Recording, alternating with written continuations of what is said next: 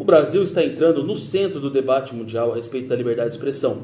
Isso é muito positivo, ao meu ver, porque acende luz neste tema que há muito tempo havia sido obscurecido, até mesmo de propósito, por meio aí de um silenciamento sistemático, né, das opiniões e dos comentários, dos pensamentos, da própria expressão desses pensamentos nos meios públicos, sejam nos meios convencionais ou nas mídias sociais, de modo que estava se produzindo um pensamento hegemônico, na verdade uma ausência, um pensamento hegemônico por ausência de pensamento crítico, pensamento contrário, pelo medo de uma repressão brutal aí que tem acontecido por uma certa corte brasileira, no judiciário.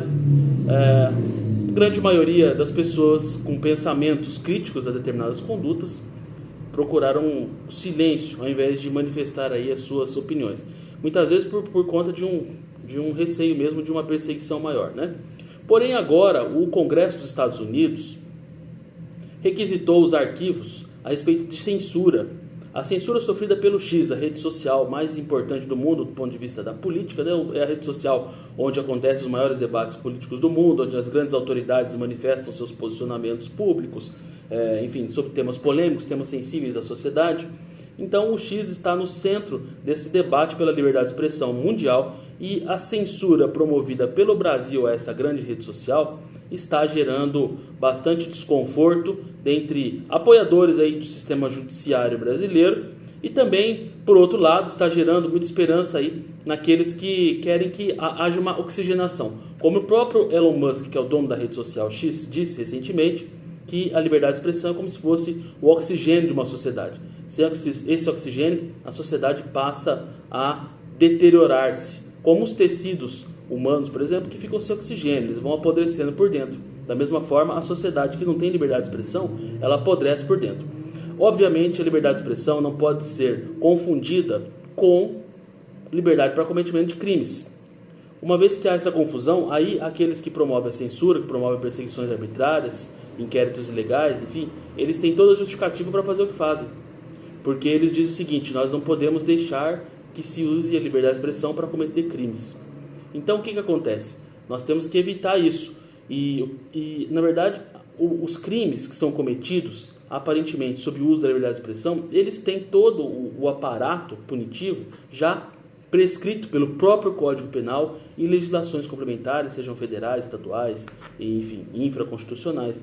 Nós temos todo um cabedal de normas para punir as condutas criminosas, como crimes de calúnia, injúria, difamação. Hoje em dia tem crime de fake news, para espalhar fake news. Tem todo um ordenamento jurídico, uma legislação que pune os abusos e os excessos. Então não se pode punir a liberdade de expressão, porque ela vai fazer muita falta para uma sociedade sadia. A sociedade começa, como já expliquei, começam a se corroer por dentro quando ela não tem liberdade de expressão. Então nós não podemos jogar fora o bebê junto com a água suja do banho, que é o que está acontecendo. Ao jogar fora a liberdade de expressão de um país, você está jogando fora a liberdade de pensamento e de progresso mesmo de uma população inteira. Por isso esses abusos têm que cessar e as pessoas inclusive têm que parar de confundir também as coisas, né? Confundir essa liberdade de expressão com liberdade de promover aí apologia a condutas ilícitas.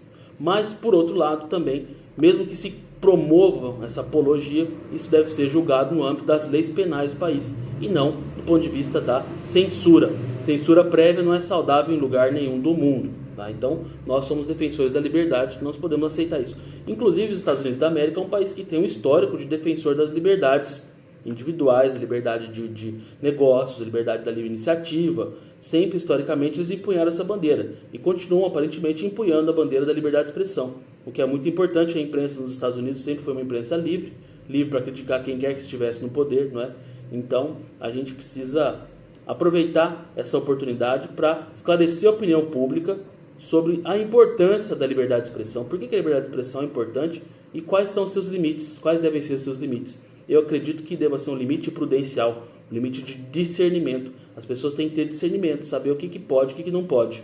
Isso vai de uma formação moral, formação para virtude. Uma educação para virtude resolveria isso, tá certo?